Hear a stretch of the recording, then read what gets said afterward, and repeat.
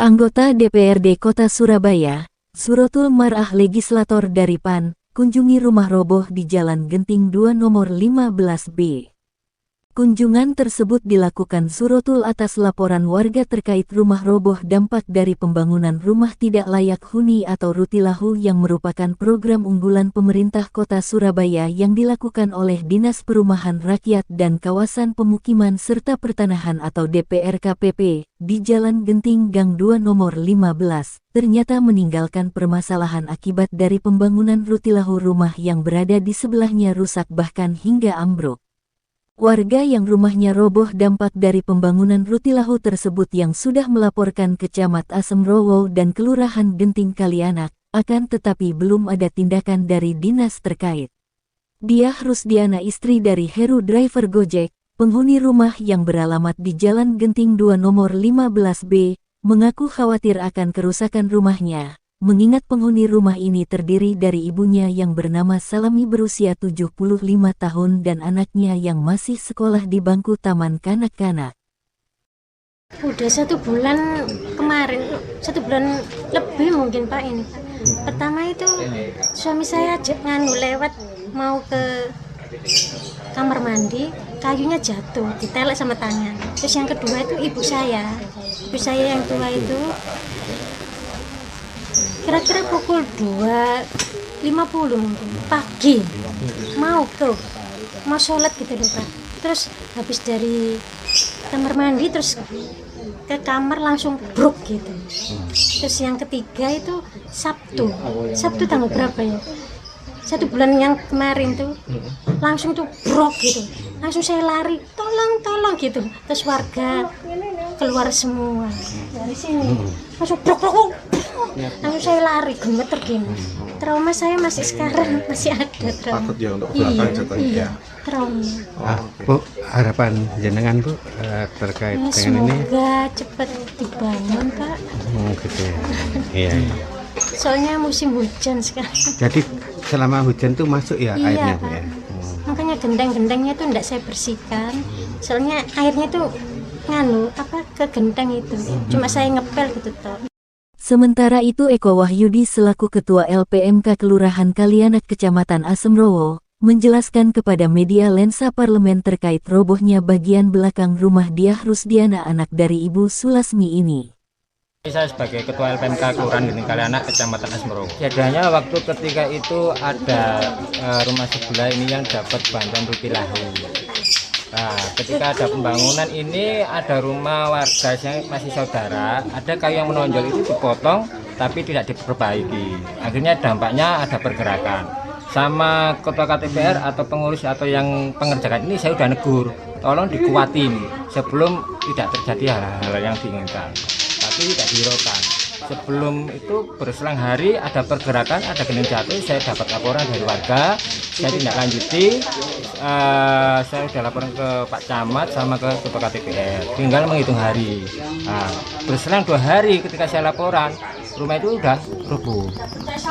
Nah, setelah itu sama kelurahan kita diajukan untuk mengurus surat. Tanggal 22 Oktober sudah masuk, sampai sekarang pun belum ada realisasinya. Saya sudah informasi ke kelurahan sama ke kecamatan bahwa ke kecamatan sama kelurahan memang dia sudah menindaklanjuti. Suratnya sudah masuk, ada 2 hal yang dimasukkan kalau ke Rutilahu sama ke Basnas.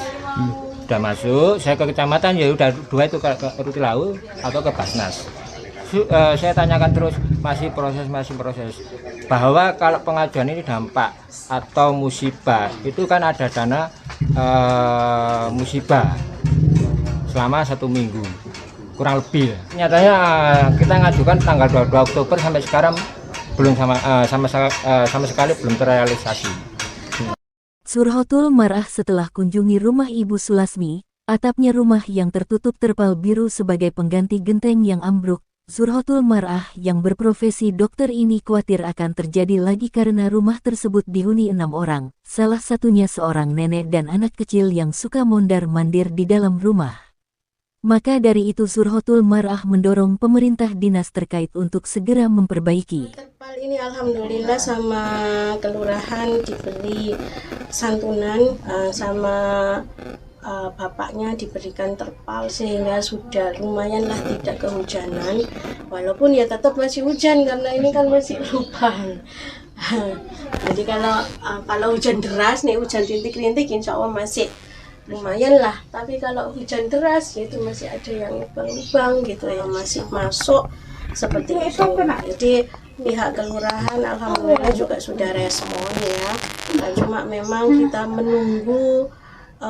menunggu realisasinya untuk ini dibangun lagi, dalam artian diperbaiki supaya ini bisa dihuni, layak huni untuk berkunjung ke rumah warga yang di Genting Gang 2 itu atas laporan dari warga yang menyatakan bahwa ada rumah warga yang roboh akibat dari pengerjaan rumah rutilahu di sampingnya. Ya itu ini sudah sekitar 1 bulan lebih ya, tapi belum ada tindak lanjut dari pemerintah dalam hal ini. Belum ada tindak lanjut untuk segera dibangun karena kita itu kan melihatnya bahwasanya rumah ini nggak ada atap ya, terus ada rumah yang dihuni oleh nenek yang usianya tadi 75 tahun, kemudian ada anak usia berapa Pak? TK.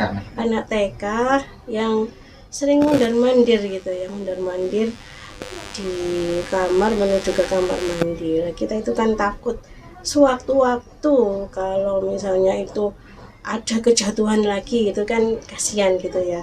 Yang kemarin saja nenek itu kejatuhan, untungnya katanya orang Jawa Belai selamat ya, begitu nyampe di kamar baru genteng itu pada berjatuhan. Nah terus kemudian kita itu pengennya segera ditindaklanjuti ya, apalagi ini kan menyangkut keselamatan dari warga Surabaya. Tuh. Ibu Sulasmi. Ya, jadi kan ada dana kebencanaan. Dana kebencanaan itu bisa diberikan sewaktu-waktu bila itu ada sesuatu hal atau kejadian luar biasa ya. Bagi saya ini kan sesuatu hal yang luar biasa. Di samping dana kebencanaan ini juga kan dari akibat pembangunan di sebelahnya yang Rutilahu itu yang harusnya bisa diganti lah ya. Jadi yang dulu itu tidak seperti ini. Nah, kemudian ada efek dari Rutilahu yang dibangun di sebelahnya, yang balok gantungnya itu Pak ya, yang kayunya itu keputus, kepotong lah, akhirnya rembetannya adalah ini rubuh ya, gentengnya, atapnya itu rubuh lah. Ini kan ada dananya, jadi sesegera mungkin rumah ini ditindaklanjuti agar keselamatan warga yang tinggal di sini itu bisa terjaga keselamatannya. Diberitakan oleh Nur Afni, reporter Bambang Lensa Parlemen.